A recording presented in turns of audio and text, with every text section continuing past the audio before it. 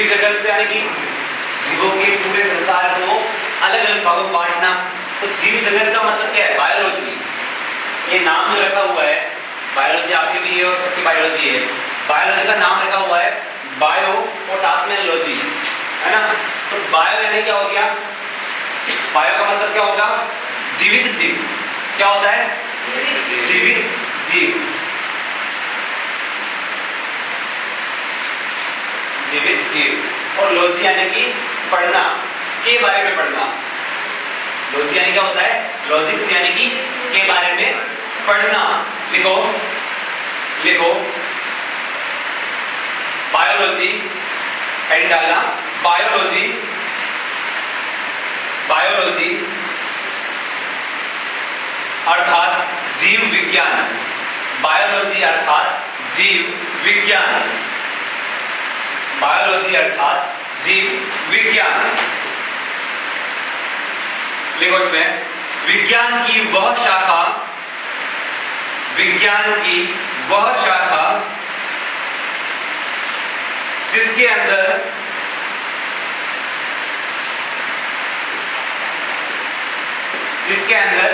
जीवों का अध्ययन किया जाता है। बायोलॉजी विज्ञान की वह शाखा जिसके अंदर जीवों का अध्ययन किया जाता है।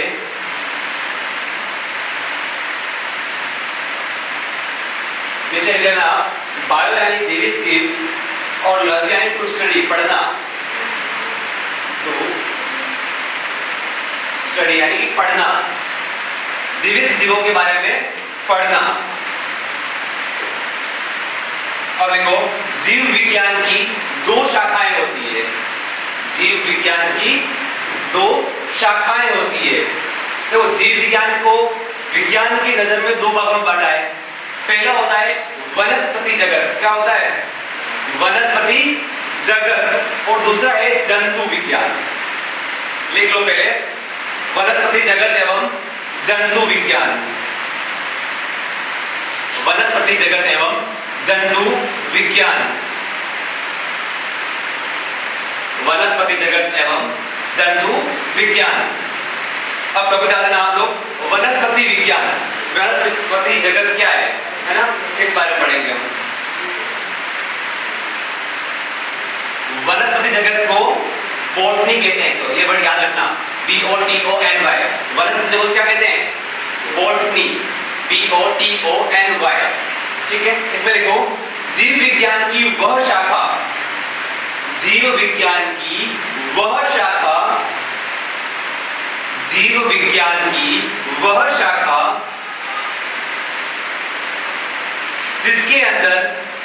जिसके अंदर पेड़ पौधों का अध्ययन किया जाता है। जिसके अंदर पेड़ पौधों का अध्ययन किया जाता है।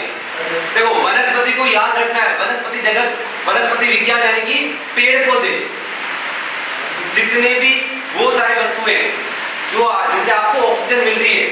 पेड़ पौधे आपको ऑक्सीजन देते हैं और कार्बन डाइऑक्साइड अपने अंदर लेते हैं। तो पेड़ पौधे जो है वो किसमें आएंगे? वनस्पति विज्ञान, वनस्पति जगत के अंदर। लिखो इसमें वनस्पति विज्ञान कहलाता है, वनस्पति विज्ञान कहलाता है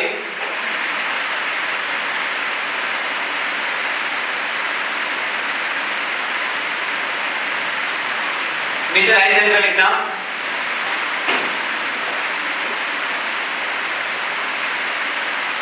थ्रियोफेस्टस। थ्रियोफेस्टस, इस नाम को याद रखना है, थ्रियोफेस्टस।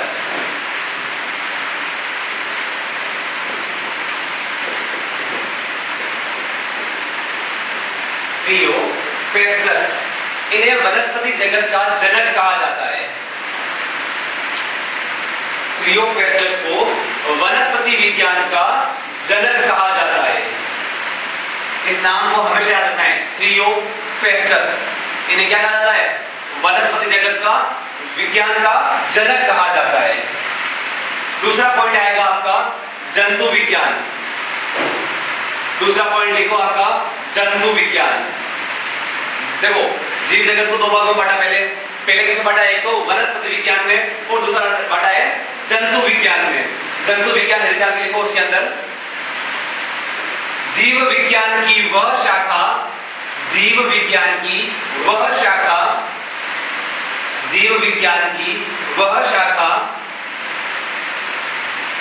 जिसके अंदर हम, जीव विज्ञान की वह शाखा जिसके अंदर हम जंतुओं का अध्ययन करते हैं। किसका अध्ययन करते हैं? जीवों का, जंतुओं का अध्ययन करते हैं, जंतु विज्ञान कहलाता है। जंतु विज्ञान कहलाता है। जीव विज्ञान की वह शाखा जिसके अंतर्गत हम जंतुओं का अध्ययन करते हैं, क्या कहलाता है? जंतु विज्ञान। जंतु विज्ञान कहलाता है। लिखो, अरस्तु को, अरस्तु, हाँ इसी लिस्ट है, थियोफेस्टस को जनक कहा जाता है वनस्पति जगत का, वैसे ही अरस्तु,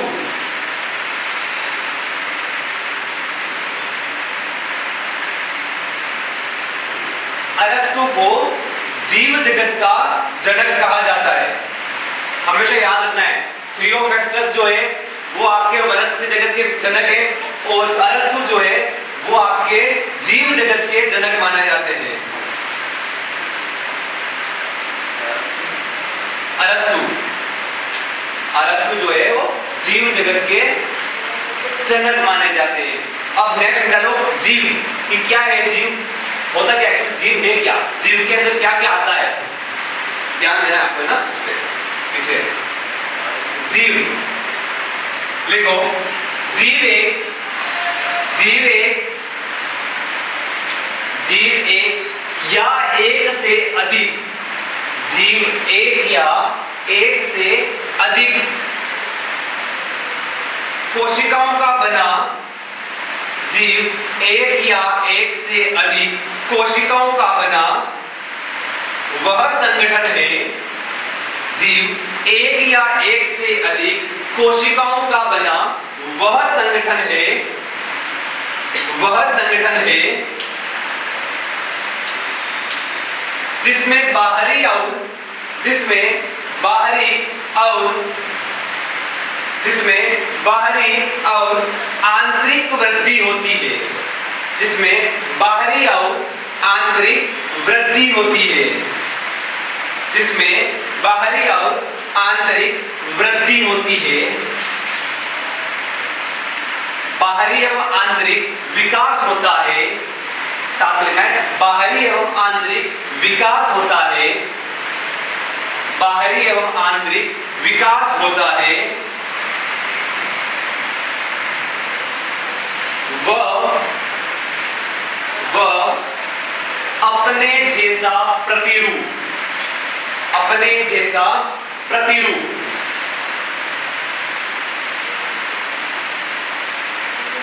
प्रतिरूप, प्रतिरूप यानी कि मान लो इधर एक लिखा है तो इधर वापस उसकी छाया प्रतिरूप, अपने जैसा प्रतिरूप बनाने की क्षमता होती है, अपने जैसा प्रतिरूप बनाने की क्षमता होती है, वह जीव कहलाता है, वह जीव कहलाता है।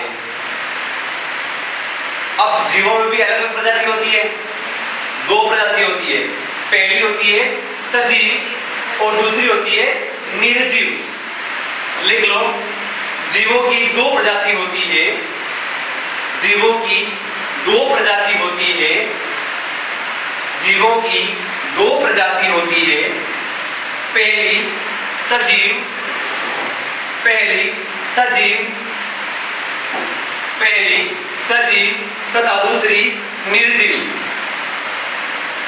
तथा दूसरी निर्जीव। अब लिखो सजीव के बारे में लिखना, तो सजीव आपकी सजीव और सजीव के बारे में लिखना है, ध्यान देना है, सुनना है। उसको समझ में तभी आएगा जब ध्यान लिखने में कम और सुनने में ज्यादा ध्यान दोगे तो। लिखो उसमें और सुनो, पृथ्वी पर पाए जाने वाले, पृथ्वी पर पाए जाने वाले, पाए जाने वाले समस्त जीव जिनमें पृथ्वी पर पाए जाने वाले समस्त जीव जिनमें जीवन पाया जाता है, पृथ्वी पर पाए जाने वाले समस्त जीव जिनमें जीवन पाया जाता है, जिनमें जीवन पाया जाता है और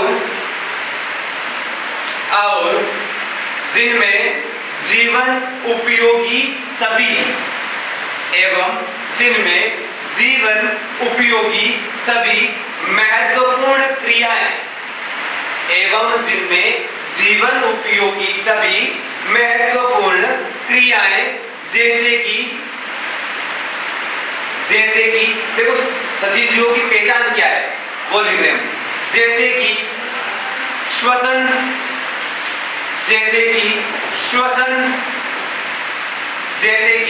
श्वसन, दूसरा पोषण, तीसरा प्रजनन। सजीवों की पहचान हो गई श्वसन, पोषण, प्रजनन, वृद्धि,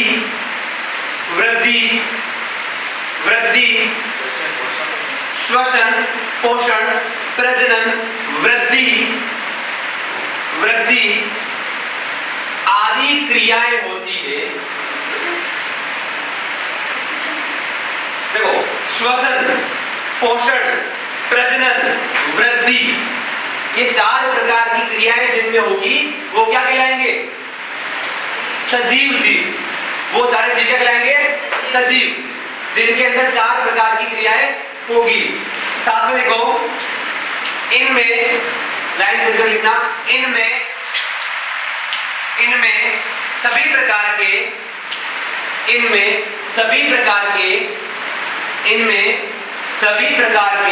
पेड़ पौधे,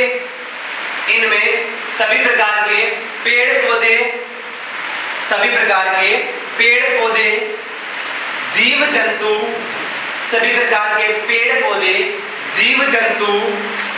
सभी प्रकार के पेड़ पौधे, जीव जंतु एवं पशु पक्षी आदि शामिल है, या फिर पशु पक्षी एवं मनुष्य आदि शामिल है। हर वो जीव जो सांस लेता है, तो विज्ञान क्या कहता है? विज्ञान कहता है कि हर वो जीव जिसके अंदर वृद्धि हो, जिसके अंदर हर चीज में दिन ब दिन अलग अंतर आए उसमें, वो सभी जीव क्या कहलाएंगे? सजीव जीव। जिनके अंदर निरंतर वृद्धि होगी, जिनको पोषण की प्रक्रिया होगी, प्रजनन की क्षमता होगी, वो जीव सारे सजीव जीव कहलाएंगे। पॉइंट 2 डालो इसमें, निर्जीव।